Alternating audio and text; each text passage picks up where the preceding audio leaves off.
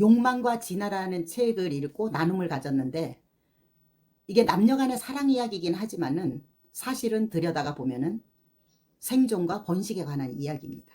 그뿐만 아니라 남녀간의 사랑을 다루기는 했지만 사실은 그 남녀간의 사랑 안에 인간의 심리가 녹아져 있어요.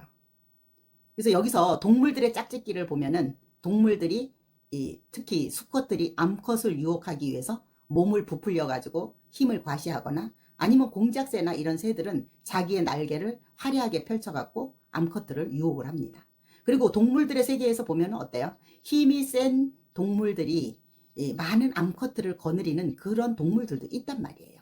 근데 이거를 사람도 똑같습니다. 사람도 생존과 번식에 있어서는 사실은 동물이나 똑같습니다. 단지 생각하는 그거 하나가 동물하고 다른 거거든요.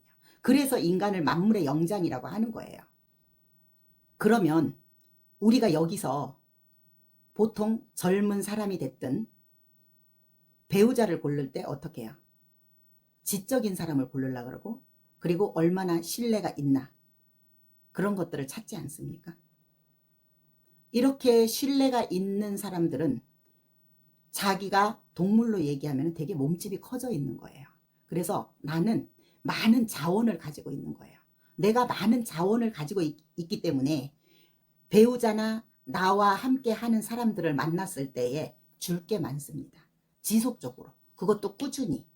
그런데 내가 신뢰가 없는 사람들은 사람을 만나거나 내 배우자를 만나도 줄 게 없어요.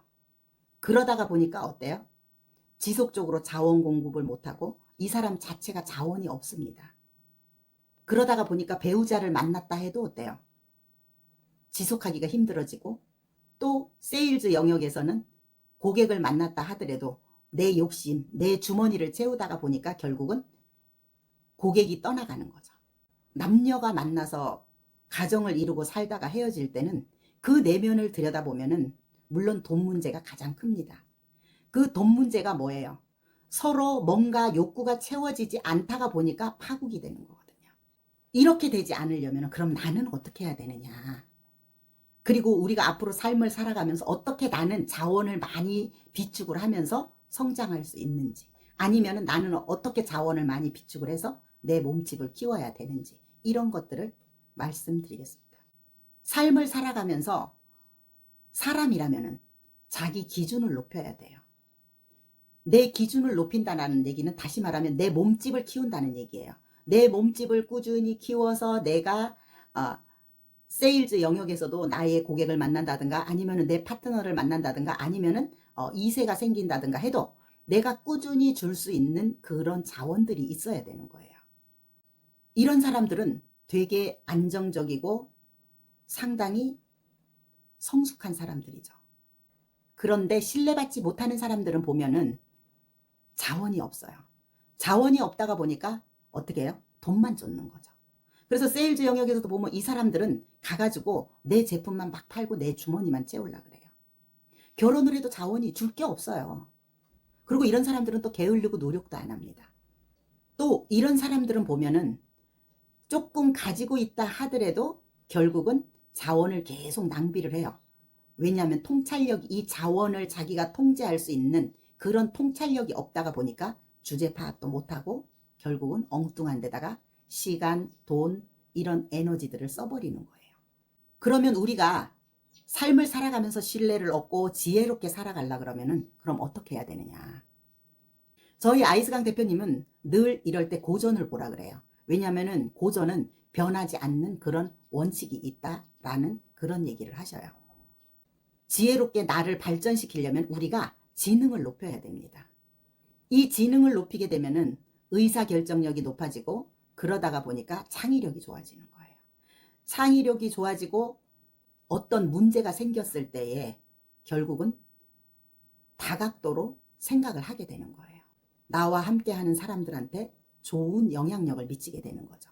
이렇게 되면은 이 사람은 지능 지수가 올라갑니다. 이런 사람들을 보면은 어떤 일을 하더라도 상당히 효율적으로 하고 시간 관리도 엄청나게 잘해요. 이렇게 신뢰받지 못하는 사람들은 본인, 이게 인간의 본질의 문제이기 때문에 내가 나의 본질을 바꾸셔야 돼요. 그러기 위해서 꾸준히 무던히 노력을 하셔야 돼요. 우리가 이런 걸 하지 않으면은 계속 서로 가치가 다르기 때문에 계속 싸웁니다.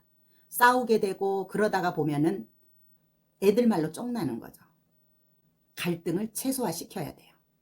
이렇게 하면서 시간 낭비, 돈 낭비를 할 게 아니라 결국은 나의 지능을 높이기 위해서 내가 시간과 돈을 투자하는 거예요. 그렇게 되면은 내가 내 파트너를 찾더라도 아니면은 나의 배우자를 찾더라도 이 자질을 많이 소유하고 있는 사람을 찾을 수가 있거든요.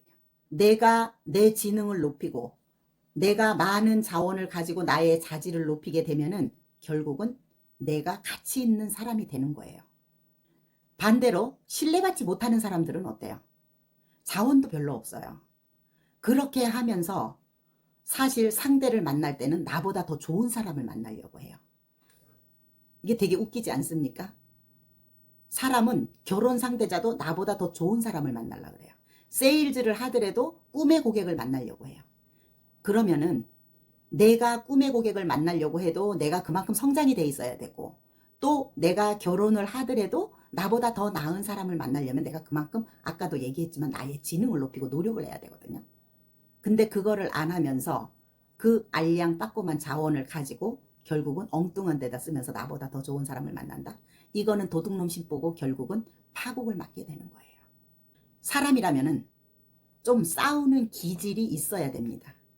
저희 멘토는 남자들은 더더욱 싸우는 기질이 있어야 된다 그러는데, 저는 사람이라면 기질이 싸우는, 그렇다고 해서 막 이렇게 치고받고 싸우는 걸 얘기하는 게 아니에요. 정신적인 싸움을 얘기하는 거예요. 이런 싸우는 기질을 가져야지만 우리가 정신적 싸움에서 이기고 승자가 될 수 있는 거거든요. 그래서 우리가 이렇게 정신적인 싸움에서 이기고 승자가 되려면 결론적으로는 지적 자산을 키워야 되거든요. 그러기 위해서 고강도 훈련을 해야 돼요. 정말 빡세게 해야 되거든요. 이 세상에 거저 얻어지는 거는 없어요. 그래서 내가 고강도 훈련을 하게 되면은 성장이 되어지고 발전하게 되고 잃어버렸던 시간을 찾을 수가 있겠죠. 이 영상을 보시는 분들은 내가 성장하기 위해서 나한테 투자하고 내 자신을 키워야 되는데, 결국은 내 기준을 높이고 나의 지적 자산을 높이기 위해서 노력하셔야 됩니다.